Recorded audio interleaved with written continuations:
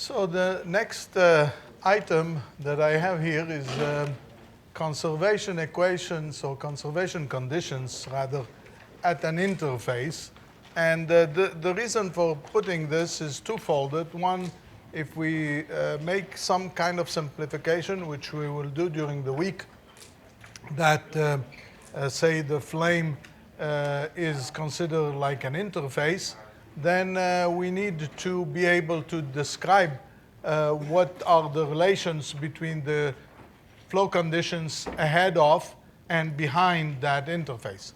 But also, these relations are important if you want to write boundary conditions. So for example, if you, again, something we will use later on this week, if you want to write the boundary condition at the surface of a droplet, a liquid droplet, then the proper boundary condition is between two fluids, and we have to see a way how to properly define those conditions based on the conservation laws.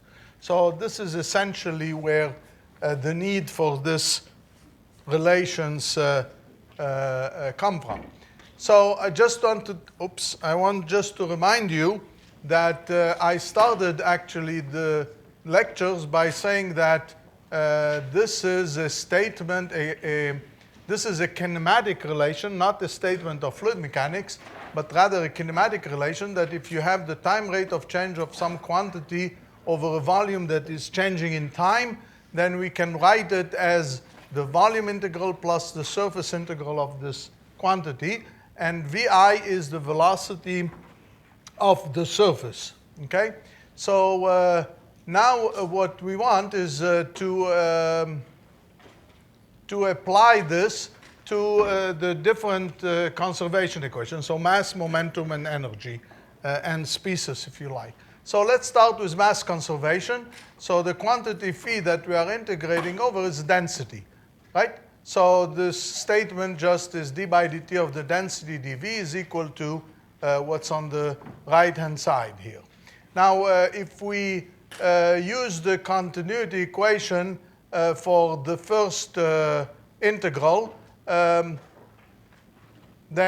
the rho by dt plus the divergence of rho v over the volume is 0.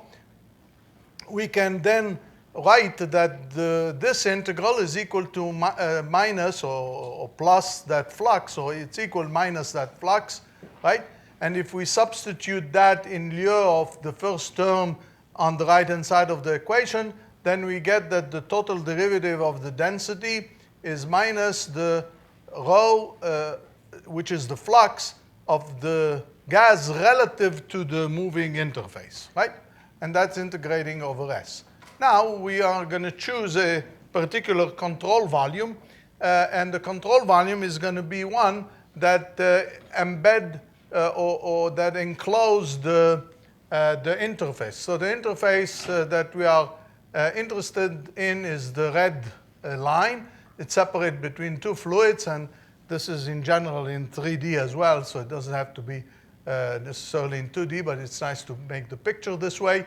And the control volume is the one, the dotted box here. And since the intention is to take the limit when the volume goes to 0, then we start with a very thin box like this, and hence the name the pillbox. And so this is often referred to as the Pillbox Argument. So if we apply the previous relation that we had, right, which is the relation that we have here, we apply it to this control volume where V is the volume of that pillbox and S are the four sides of that box. What we obtain is what you see here. This is the integral, forget the limit for a minute. So this is the integral that I had in the previous slides. And then the surface integral will involve four sides, the upper and lower sides, the negative and positive sides, as I call them, and the two sides here, the small one. Now we want to take the limit when the volume shrinks to 0. So we're taking the limit when the volume V goes to 0. And so the two sides cancel each other, And so the only contribution is going to be from the top and bottom, from the plus and the minus, right? And so remember that an integral is like a summation, so essentially summing the contribution from the top and bottom. Now, since when you take the limit when v goes to 0, if there is no mass accumulation in that surface, or if that surface is not a source of mass, then clearly this integral must go to 0. And then using the fact that the unit normal on the positive side and the negative side are just the negative of each other. In other words, if I call this one n, this is going to be minus n. Then the two contribution here are going to be one plus minus the other one, which is written in short as a jump. So this double bracket is the jump in the quantity, which means the value of the quantity on the plus side minus the value on the quantity on the negative side. So what you have is that the jump in the mass flux across the interface is 0, which means that the mass flux in is equal to the mass flux out. Of course, in the absence of any reaction or any source of mass, no, reaction is irrelevant here, but source of mass at the interface. The next thing, we do the same idea, the same procedure, but we apply it to the mass of species I, rho yi. So again, we have here from this kinematic relation, we have the time derivative of rho yi is expressed as a volume contribution plus a surface contribution. And we can then replace or use the quantity here. We replace it by the species equation, okay? So we get this term is replaced by 2. One is the one here, right? And the omega I, okay? And everything else is remaining from the top equation.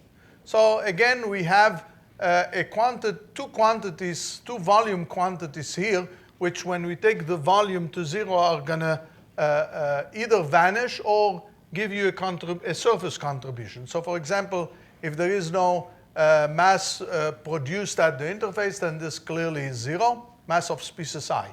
But this term will be 0 only if there is no reaction.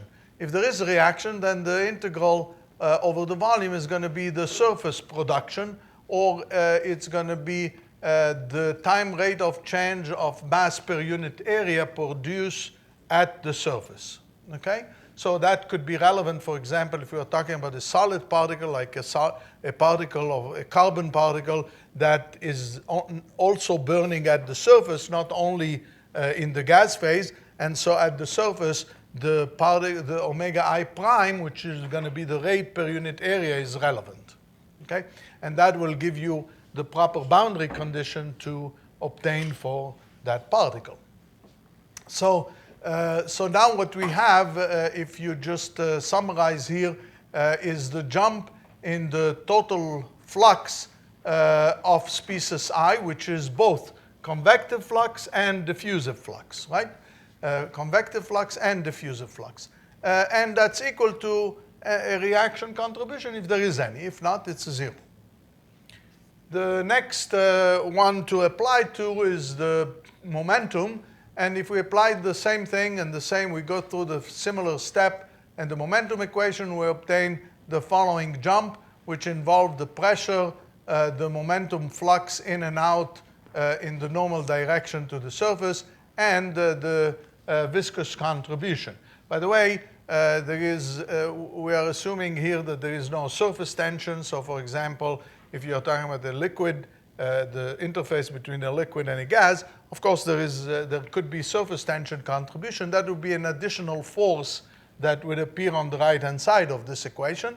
And note, by the way, that this equation is a vector equation, and I can split it into, in principle, 3 components, 1 normal and 2 tangential.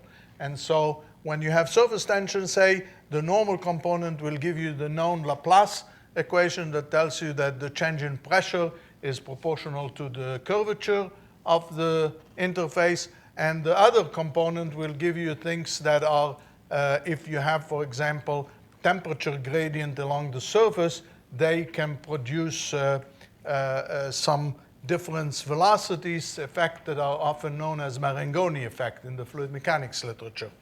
So anyway, I mean, this is really more general, and these relations are going to be useful. I want to write finally the last one, which is the energy equation. I'm not going to go through the steps again, but this is what you get as the jump in the total energy. And if you use the enthalpy, this is the expression you have. Now we're going to use some of this, but a simplified version of it. And when I need it, I will just remind you what we had and tell you what only the part that I need. This is really a summary of these relations that involve mass, momentum, species, and energy. And I made an important statement here by saying that in fluid mechanics, discontinuities are allowed within the continuum framework that we are deriving this equation, provided the variable across the surface of the discontinuity are such that they satisfy these jump relation. In other words, as long as you have satisfied this jump relation across the discontinuity is allowed, and it properly conserved mass, momentum, energy, and what you need. An example of this is, for example, a shock wave, okay? But we're going to see other examples as we will continue forward. If we assume that viscosity is negligible, for example, in the momentum equation, and we just focus on mass and momentum, we obtain the so-called Rankine-Hugoniot relation. The first one was the mass conservation, namely the mass flux in is equal to mass flux out. The second one, in the absence of any viscous term, can be decomposed into two. If you dot this with n, so you get n dot n is 1, so that's p, and this relation will give you rho v dot n minus vi, which is here, which is the change in pressure across the interface is balanced by the change in normal momentum across the interface.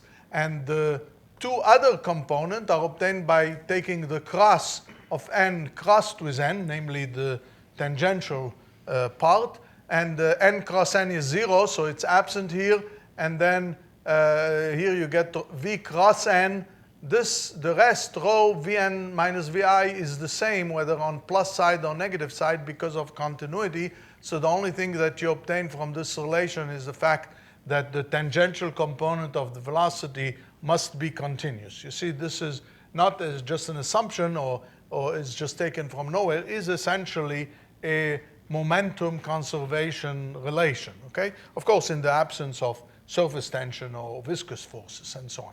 So these relations, as I said, we are going to use them later. Remember that these are known as Rankine-Hugoniot, and the other can be used, for example, for different times when you think of some interface or some discontinuity in the flow field.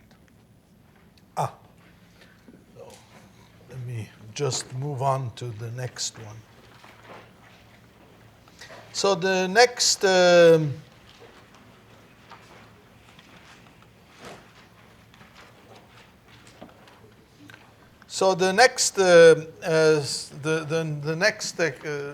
hour or the next lecture is on constitutive relation, and we have already started by discussing few of those. Just to remind you, those are quickly the equations, and we were left with defining, or we still have to talk about the diffusion velocity vi, the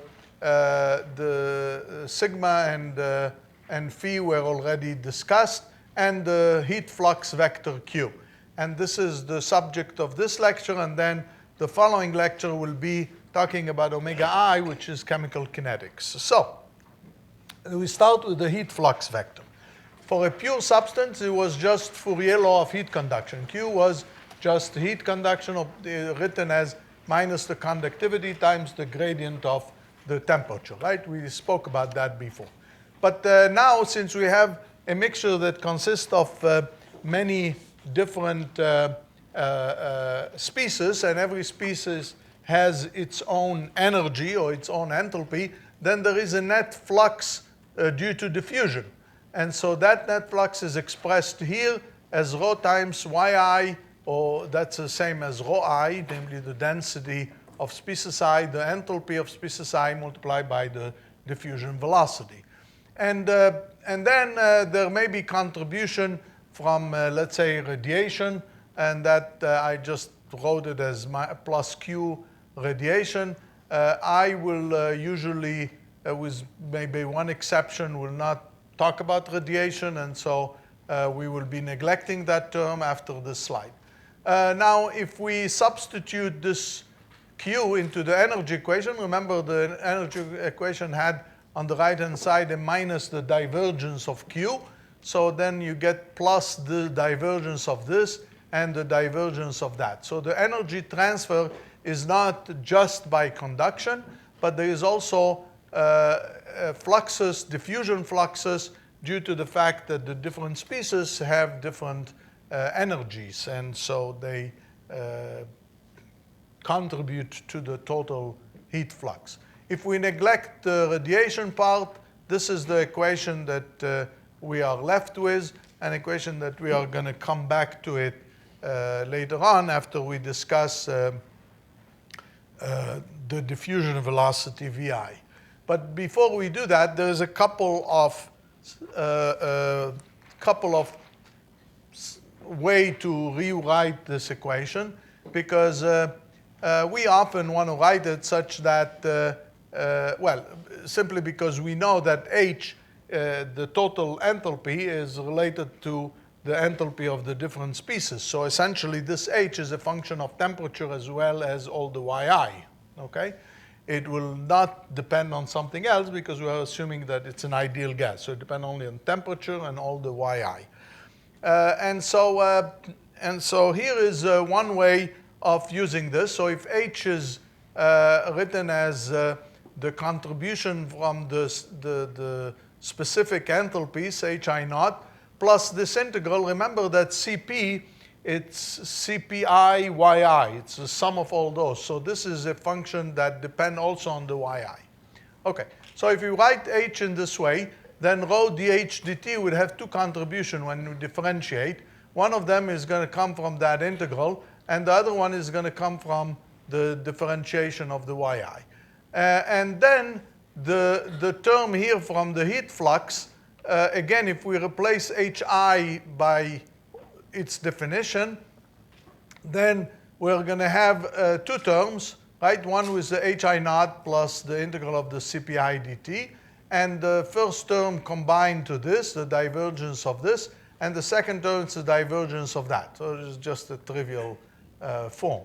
Now note that those two terms, there are two of them that are multiplied by Hi naught. Hi naught is a constant, right? And so those two are combined here, right? So you have two terms multiplying Hi naught, and these two terms are, in fact, the two terms on the left-hand side of the species equation. And that's equal to omega I. And so this term is exactly omega I Hi naught, okay, with the negative sign. And the remaining terms, which is this one, is written here, and this one is still left, this one is still left here. So this is one form that we can write, and I called it 1, okay? Now, the reason that I am emphasizing this will become a little bit clearer after we talk about chemical kinetics, in particular because the term on the sum of all the omega I Hi naught is going to be related, as we shall see, to the heat release. And so we often refer to the heat release, sometimes we refer to the heat release as this quantity multiplied, of course, by the rate that the heat is released, so the reaction rate. So that we are going to see later. But in version number 2 that I'm going to show you in a minute, it's not this quantity which is known as the heat release, but it's a quantity multiplied by the Hi, not the specific enthalpies. And so sometimes there are different definitions of what people refer to as the heat release. Let me go to the alternative form. So the alternative form, again, start with this same equation, but instead of using this relation for the enthalpy, using an equivalent one, which is, first of all, writing H as the sum of hi yi, and then taking the total derivative. So the total derivative is going to be dhi yi, and then the derivative of yi multiplied by hi, by the product rule, right? Now, this one is exactly since dhi is Cpi dt, then that's exactly what that term is. And the second one is just copied. And this, by definition of Cpi yi is Cp, so that can be written as Cp dt. So you see that dh can be, in fact, written as the sum of those two terms. And now, when I take the material derivative of h, it's going to be Cp dt dt plus the sum hi dyi dt. Now I'm going to use this on the left-hand side of the equation. Okay? So the first term is now rho Cp dt dt, the temperature as the time rate of change of the temperature. And the second term is multiplied by hi. And on the right-hand side, this divergence can be again split using, again, the definition that it involves, I'm sorry. The second term can be split again using the fact that it's a product. And so again, I use the product rule. But you have to be careful, by the way. That's a product. It's a divergence of. So the product of a divergence of, say, a quantity phi times a vector, it's the diversion of the vector times the quantity, say phi, plus v dotted with the gradient of phi. In other words, you have to be careful to use properly the product rule there. It's one of the standard vector identities that you will learn in vector calculus usually. So, oops, moved too fast. So I am replacing this by those two terms. Now, so this one is replaced here, this one is replaced here, the same are remaining at the bottom.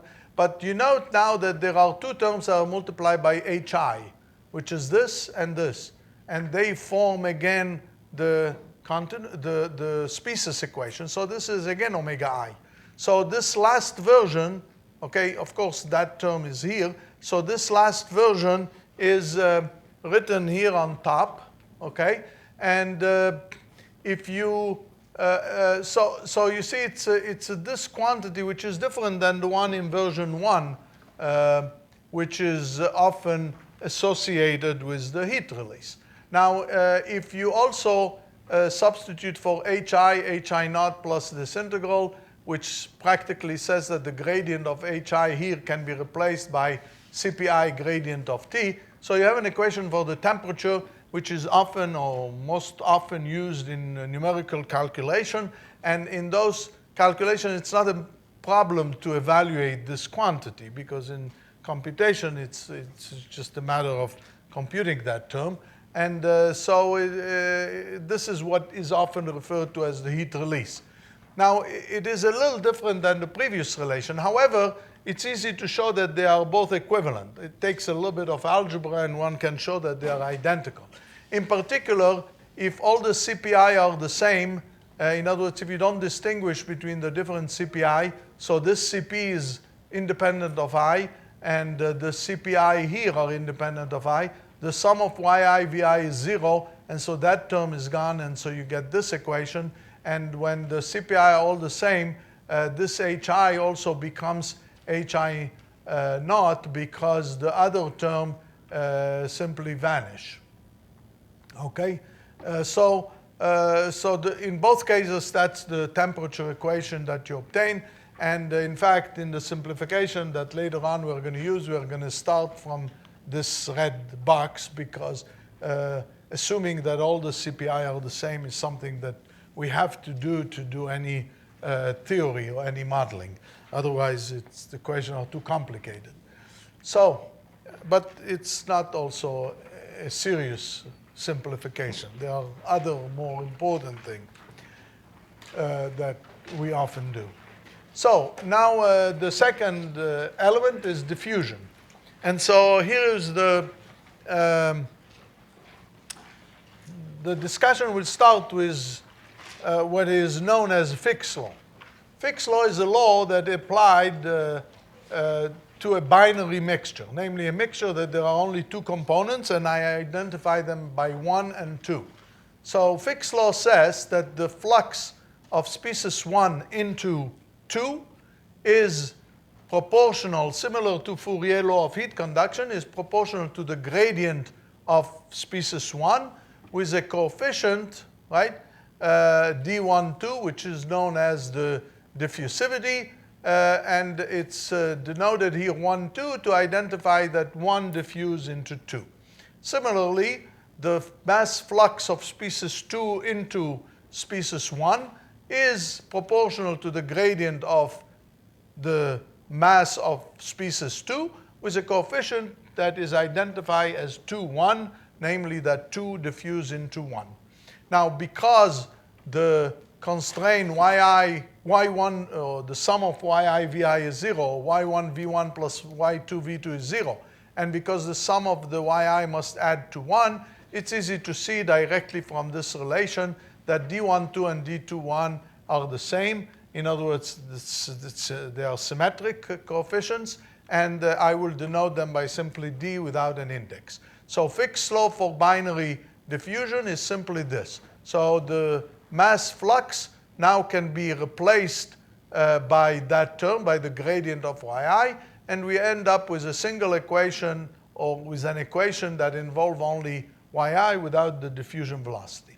That's very nice when you have two species, and in particular, by the way, if rho d is a constant, then it's even nicer because you pull it out of the divergence and you get Laplacian, so you get here the well-known diffusion equation with constant coefficients. Of course, you still have, in our case, reaction, but at least the left-hand side is simplified. But this is very nice for a binary mixture. What happens if you have a mixture that involves n components? Fick's law does not apply there in principle.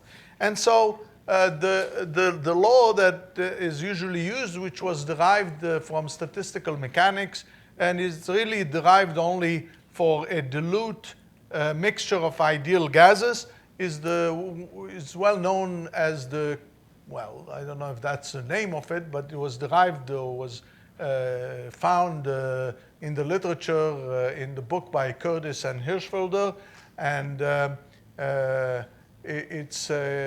expression takes the following form, and note that it's written as an implicit form for the diffusion velocity. In other words, it's written as a concentration of the mole fraction xi is equal to something that involves the diffusion velocity, which is really not similar to Fick's law in the sense that Fick's law is written as the diffusion velocity is equal to something or some gradient of. So that's, as we shall see, is one of the complications. So anyway, the equations take this form. In other words, that as a result of diffusion, there is a concentration gradient, which is due to the fact that the diffusion velocity of one species in another are different, due to the fact that there is a gradient of the pressure, due to the fact that there's a gradient of temperature, and in general due to also differences in the body force. So all these can contribute to forces that cause a change in the concentration gradient. Now, the effect of pressure and temperature, the temperature effect is usually known as the Soré effect. These are typically small in combustion problems, and so we will be neglecting them. And as I said before, we're not going to be interested in this discussion on forces other than gravity, and so the last term is also is actually equal to 0 if there are no electric forces and so on. And so what we end up with is a simpler version, which is known sometimes as the Stefan-Maxwell relation. Again, it's an expression that implicitly defines the diffusion velocity in terms of the mole fraction. Okay? Now, Dij are the binary diffusivity, and as in a binary mixture, they are known to be symmetric. In other words, Dij is equal to Dji, and so and in general, these are quantities that are experimentally measurable. What you do is you put species I in a mixture that contain an abundant of say another species j, and you essentially measure the diffusivity, and that is what Dij is. So it's the binary diffusivity between I and J. Okay, now the next step is a quick just verification that these Stefan-Maxwell relation for two species are indeed consistent with Fick's law, and they are. So if you write the Maxwell-Stefan relation for species 1 and species 2, you get those two relations, you add them up together, you use the fact that x1 plus x2 is 1, so the gradient is 0. Immediately you obtain that the D's are equal to each other, and I can call them capital D. And then if you express xi in terms of yi, then immediately you can obtain Fick's law. So it's really straightforward to show that. It is also not difficult to show that if you take Stefan-Maxwell relation and assume that all the Dij are equal to each other, in other words, all the binary diffusivities are equal, so the Ij is removed, and it's just denoted by D. It's also easy to show that they all also satisfy like a Fick's law with the common D. That's not really a good approximation in combustion, but it's just a comment to note to perhaps to understand the nature of this diffusion equation. Here I showed quickly how you prove that. I don't want to really go through this because of the time, but essentially I will mention a few steps. I will mention a few steps. Here is the Stefan-Maxwell relation, which you can, since all the Dij are the same, so it's a common D, so the first term is sum on J, the second one is just depend on I, and so you get this relation. And now what you do, you want to obtain an expression for this sum xj vj over all j. By the way, the sum of yj vj is 0, right? But the sum of xj vj is not 0. In fact, as I show below, or as one can show, I also show below, is written to the common D times the gradient of the mixture molecular weight divided by omega. Remember that that's not a constant, and so there's a non-zero contribution here. But this is only true for when all the D are the same. Otherwise, the expression is more complex.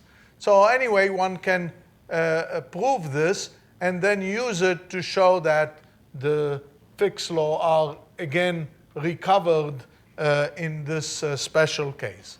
Part of the derivation of this relation really rely on multiplying this by yi and summing over all I.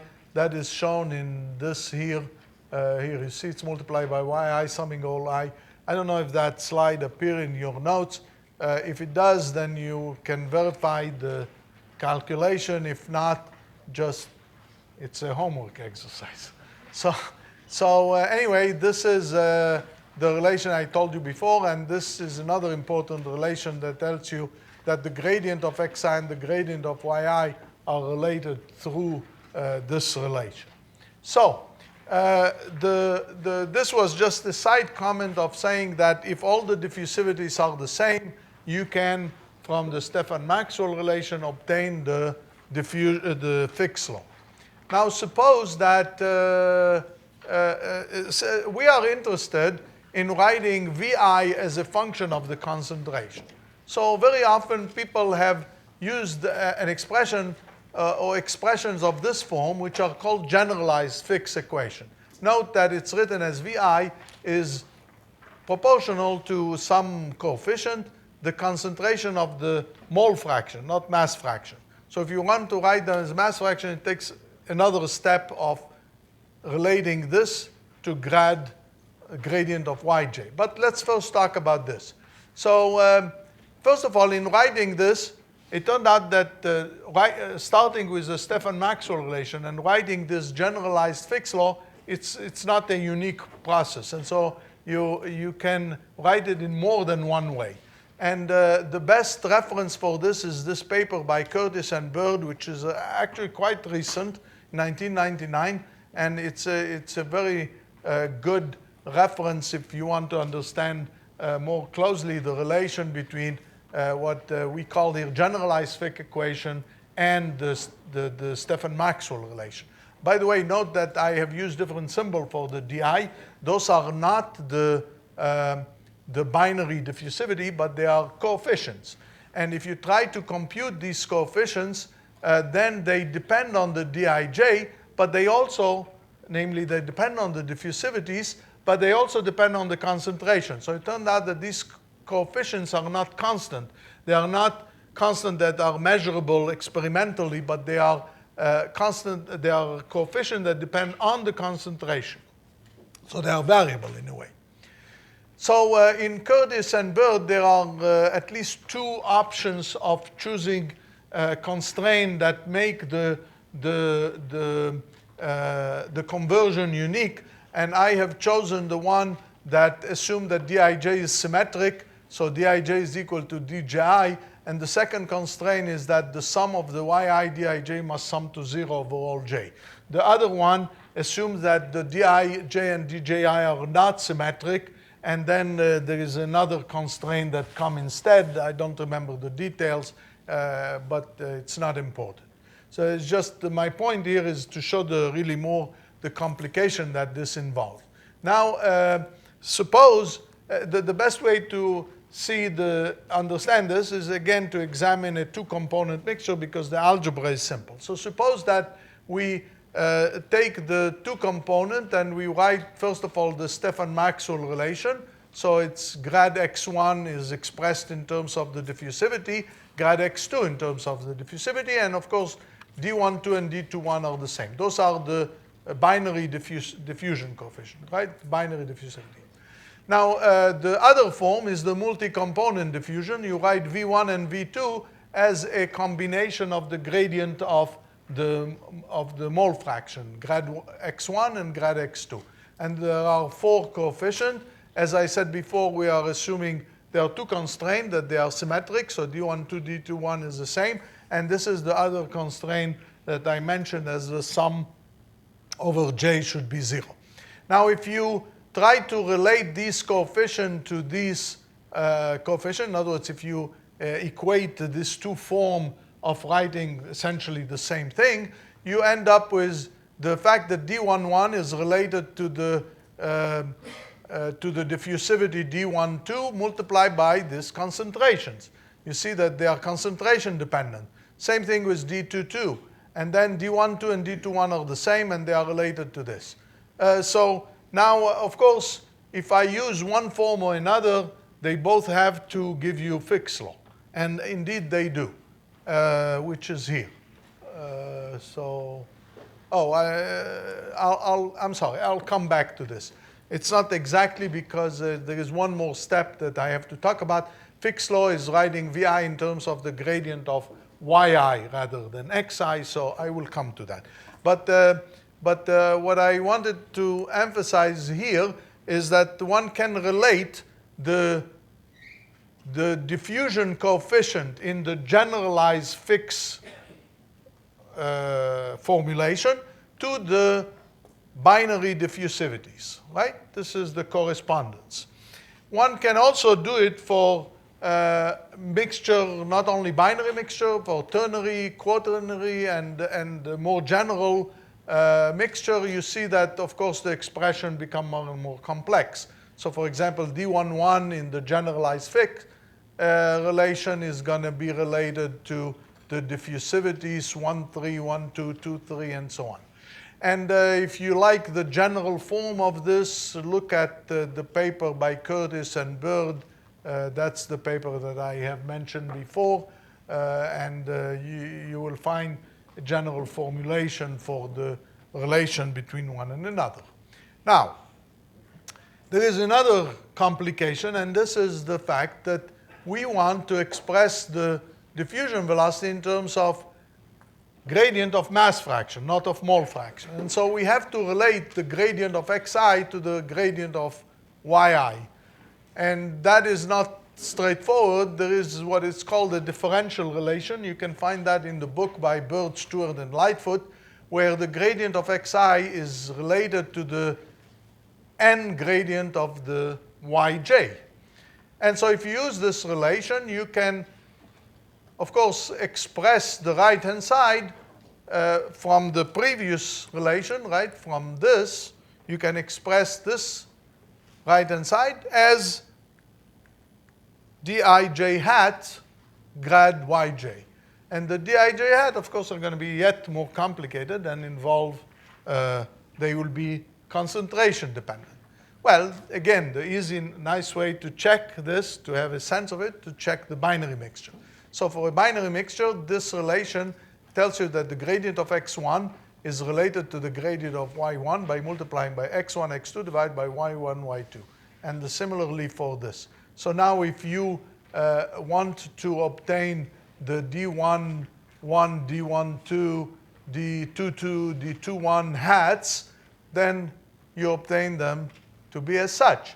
And if you substitute for yi v1, you recover exactly the binary Fick's law for binary diffusion. So the process, is not straightforward. That's my point.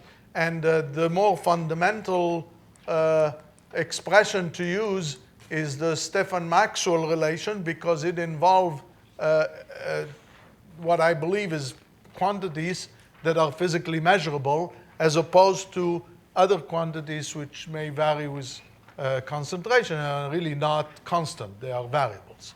So this is all very nice. Now, in theory, we cannot even use the Stefan-Maxwell relation because it's too complicated. So what we use is the so-called a dilute mixture. And this is the simplification that I described here, which again, as I will show you in a minute, again, it reduced to Fick's law. But there is a catch here, and then you have to properly interpret what you mean by diffusivity. Okay? And so a dilute mixture is one in which all the species appear in small quantity except one. So for example, if you burn methane in air, nitrogen will be more than about 80%, and so it's going to be the abundant species in the mixture. So I can call that N, capital N, that species. And all the others appear in relatively small quantities compared to N. So the mass fraction of all the N minus 1 are relatively small. Yi is much smaller than 1. Similarly, xi is much smaller than 1. The only one that is not small is yn or xn, which is approximately 1 because it covers the entire mixture. Now, if you use the constraint that the sum of yi vi is 0, since all the yi are small, then that sum reduced to only one term, which is yn vn. And the yn is approximately 1, so it tells you essentially that vn is approximately 0. So the abundant species almost doesn't diffuse because there's so much of it. So the diffusivity, the diffusion velocity of n is very small. And then all other things like molecular weight will be essentially determined by the abundant species, which is a clear and obvious statement in a way. So the mixture molecular weight is essentially the molecular weight of the abundant species yn.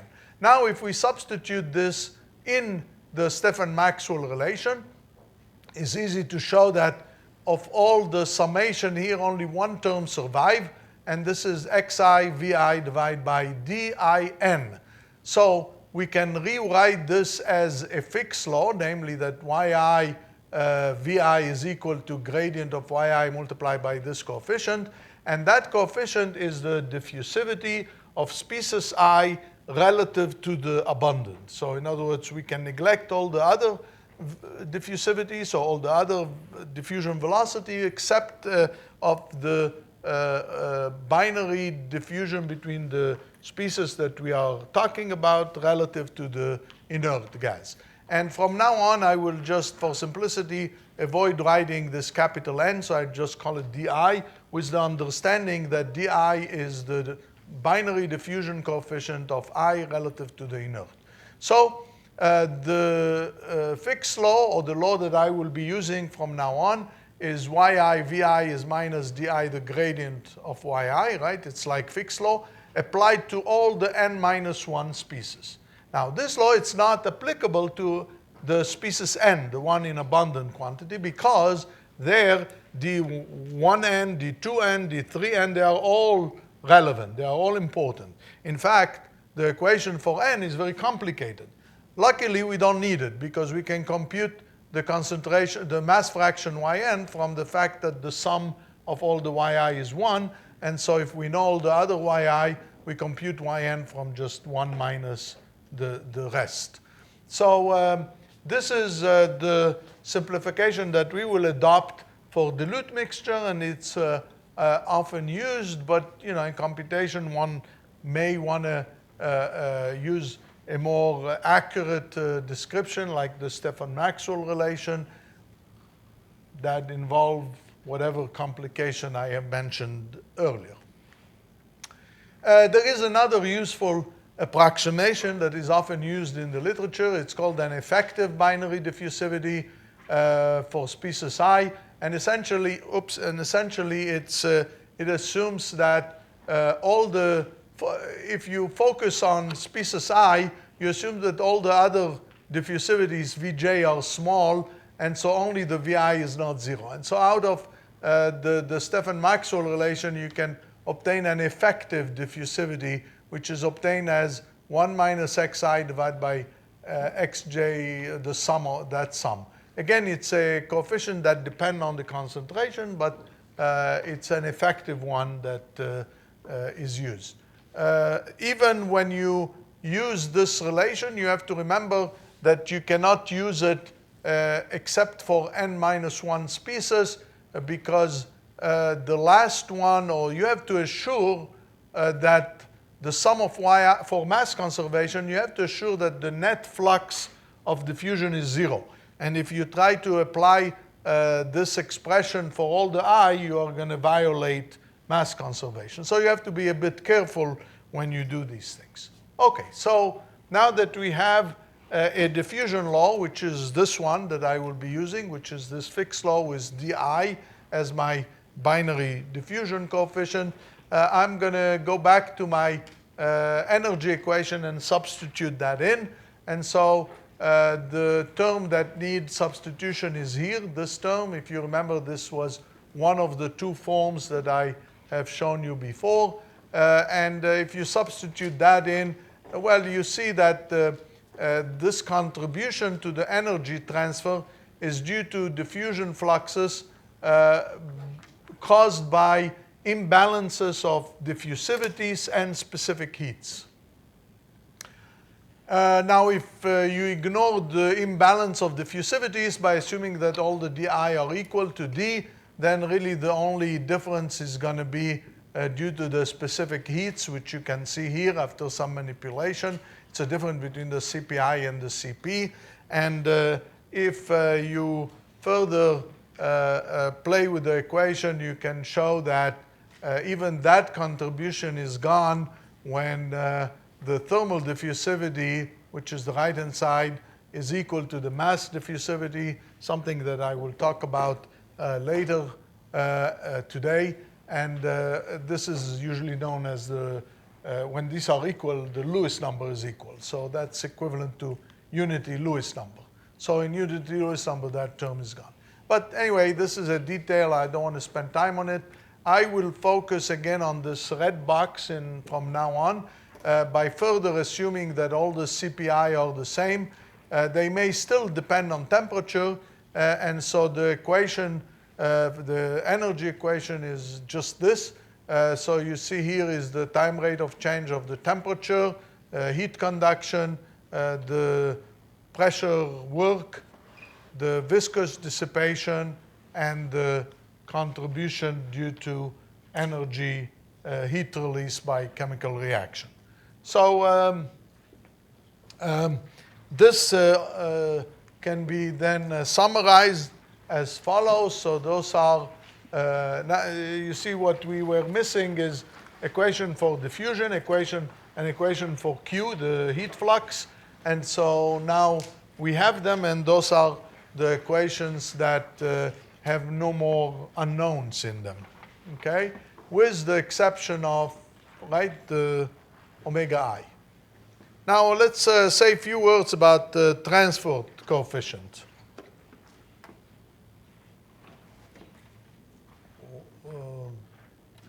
It's almost time for a break. What is it? When did we start? I am lost in the time. We started at 2. We took a break 2 to 2:15. So in 4:30, is that what it is? Huh? Now? 4:15? Okay, give me a few minutes and then we'll take a break. Just want to go through these transport coefficients. So in this equation for the viscous the viscous stress tensor and the dissipation, the viscous dissipation, we have these two coefficients. One is known as the shear viscosity, and the other one as the as the bulk viscosity. The bulk viscosity is usually very small and can be neglected, and we are going to set it practically equal to 0. So the equation will involve only one coefficient, which is mu. Then we have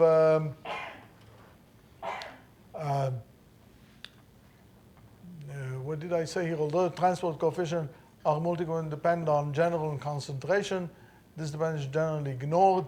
Right, and we generally ignore that dependence, assume, or the value for the mixture, we assume that depend only essentially on temperature and pressure. And that's what I want to show you next, what kind of dependence that they have, even though I will assume them later on to be approximated by a constant. Similarly, the W which is the average molecular weight in the equation, the ideal gas equation, is going to be assumed as constant. In other words, we're going to take some average value for W and write the ideal gas law as such. Now, this is the relation that I wanted to show you. Let me flip over for a second, see where we are. Okay. Let me go, oops. Well, let's take a break now.